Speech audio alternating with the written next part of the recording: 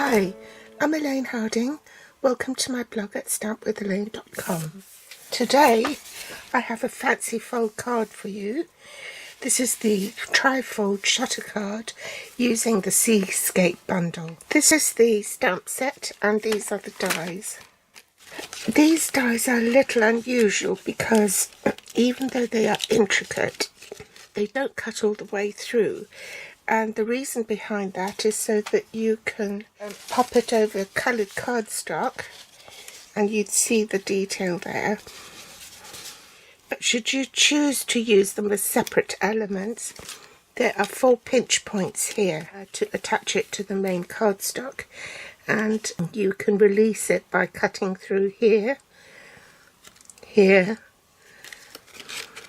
here and here. For the seahorse, and for the fish it's here, along here, here and here. The inks I'm using are Shaded Spruce, Bermuda Bay, Calypso Coral and Sahara Sand. You'll need some blending brushes and sponge daubers, the Seashells 3D embossing folder and a wink of Stella. 2021 to 2023 in colour jewels.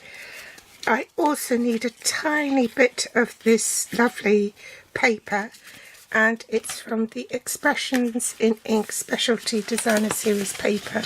It's got gold foiling on one side, and we're going to be using this one, and a more generic pattern on the other side. Just gorgeous. To make this card, I cut a basic white piece from a 12 by 12 inch sheet. You need to cut it at 5 3/4 inches by 12 inches. Bring in your trimmer and align it at the 1.5 inch mark there. I'm going to turn this on its side so you can see better.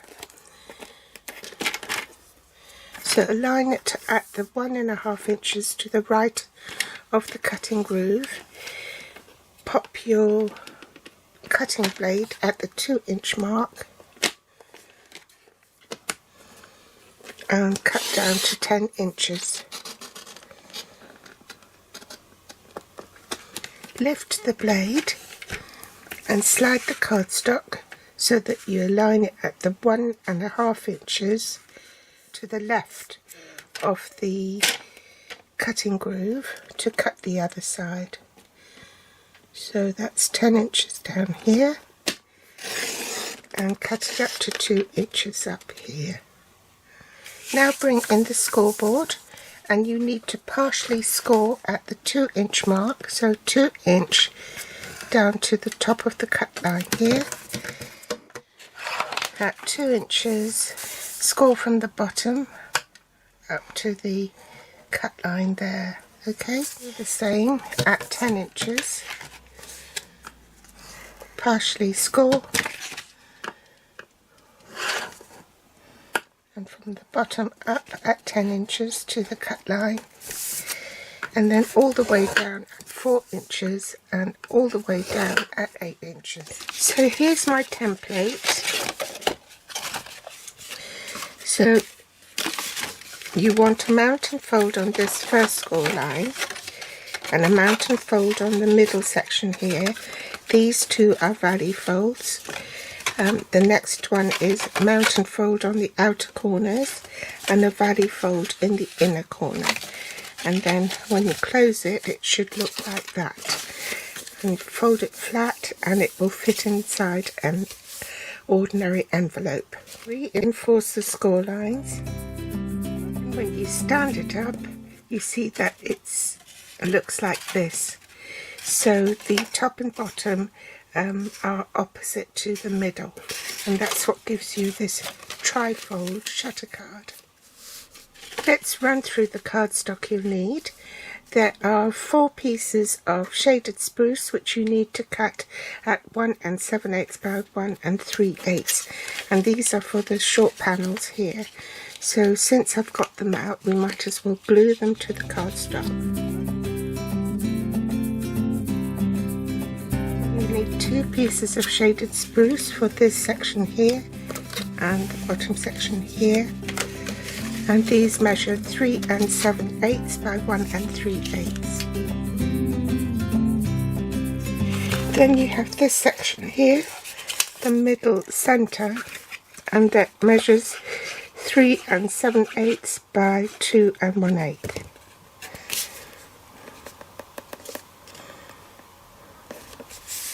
You need 2 pieces of shaded spruce cut at 5 5/8 by 3 7/8, and this is for the first panel, and this one is for the last panel, but the last panel has to be cut into a T shape, and I have a template for that which I'll run through with you.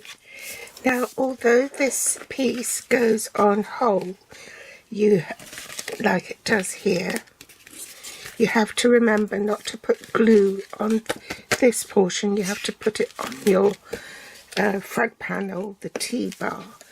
So apply adhesive away from the edges.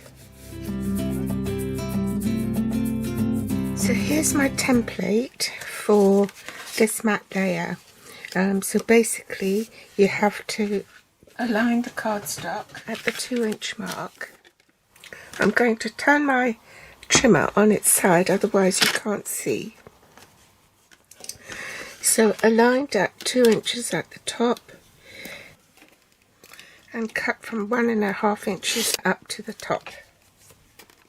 Lift the arm, slide the cardstock down to the bottom, align it at 2 inches, and the ruler extends to 12 1/2 inches. So slide my cardstock down to the bottom and align it at 2 inches.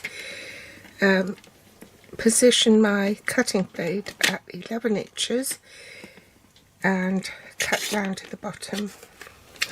Before I do anything else, I'm just going to mark the sections which are to be discarded so I don't make a mistake of cutting the wrong piece.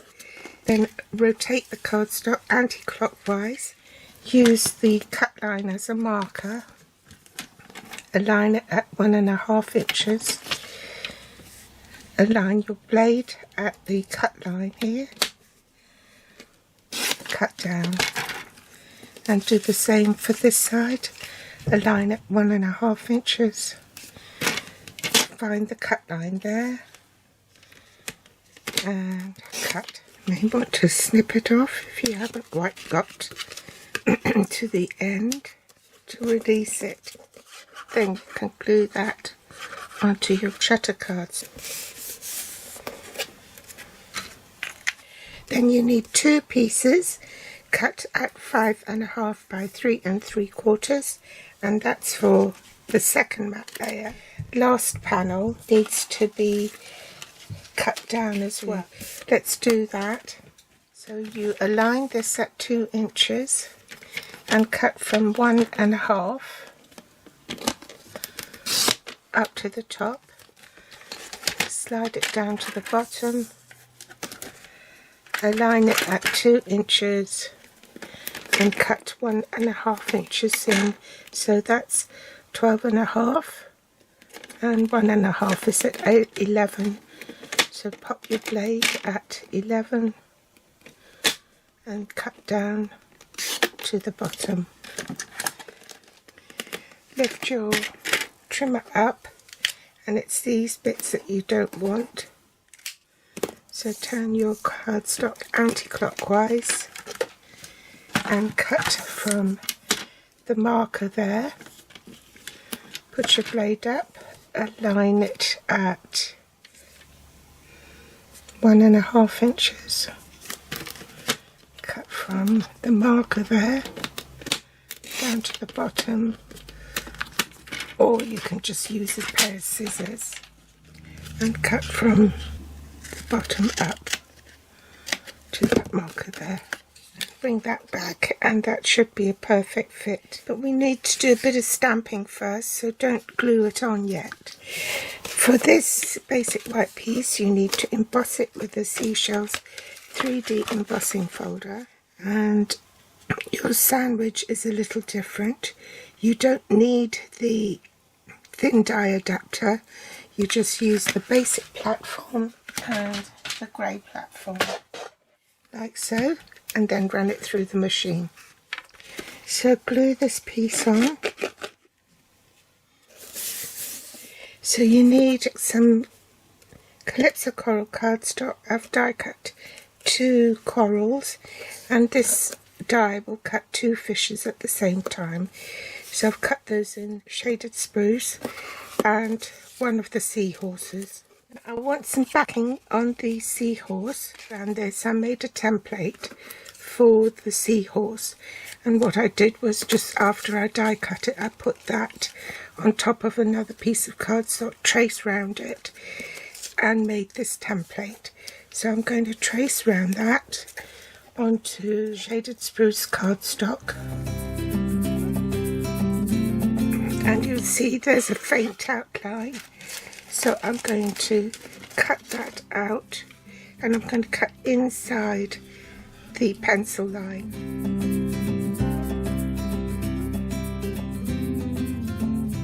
That silhouette will cover the back of the seahorse. Then for the centre panel, top and bottom, you have 2 pieces of basic white, 1 1/4 inches by 3 3/4 inches.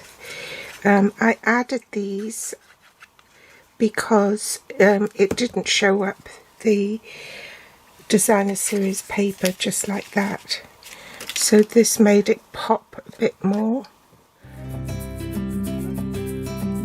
Then from the Expressions in Art Specialty Designer Series pack, you cut 2 pieces, 1 1/8 by 3 5/8. Pre-die cut my seahorse, and I'm going to just blend the edges first,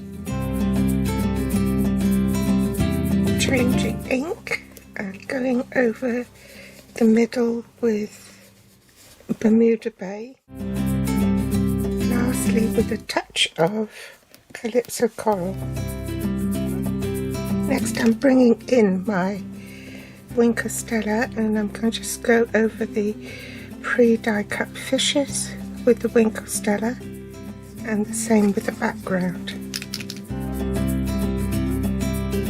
Now I'm going to release my seahorse, so there are 2 pinch points here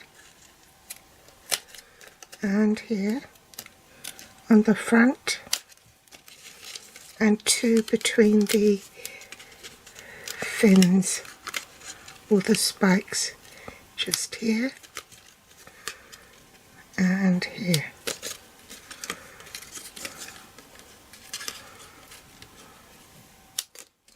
And I'm going to apply adhesive on the back of the seahorse. Bring back my card base, and I'll attach the mini coral with dimensionals. I want them standing on the bottom like so, and I'm going to pop some dimensionals on the seahorse as well. And the reason why I put something behind the seahorse is that it's much easier then to put your dimensionals on without it showing. Use the glue dots to attach these. Glue dot for the fish. Use the pen to colour in the eye. So now we're going to stamp these 2 pieces. So we'll stamp that one first. Bring in my Stamparatus. I've already set it up before to stamp my sentiment. Stamp the coral. This is where the sponge dauber comes in, because I want my fish in 2 colours. So I'm going to ink it up with Calypso coral first. Change ink pads and sponge dauber and add some colour on the fins, top and bottom. Huff on it to re-moisten the stamp and stamp. And use the bubble stamp to stamp some bubbles. Set that aside and we'll stamp the T-bar one.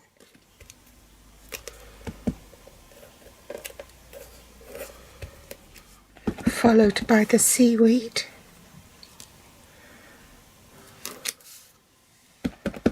Stamp off and stamp on.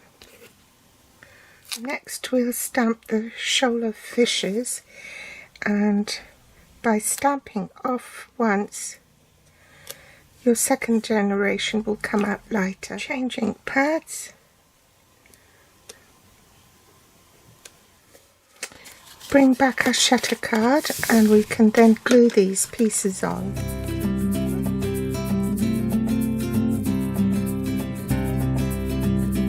One last thing to do is to pop a gem in for his eye.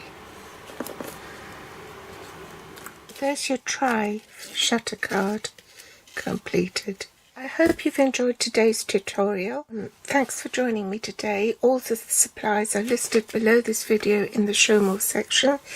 You can find me on Facebook, Pinterest or Instagram, and if you want to read more about this, then hop over to my blog at stampwithelaine.com. If you haven't subscribed yet, do hit the subscribe button, and if you liked it, then give me a thumbs up. Thanks so much for watching, and I'll be back soon. Bye!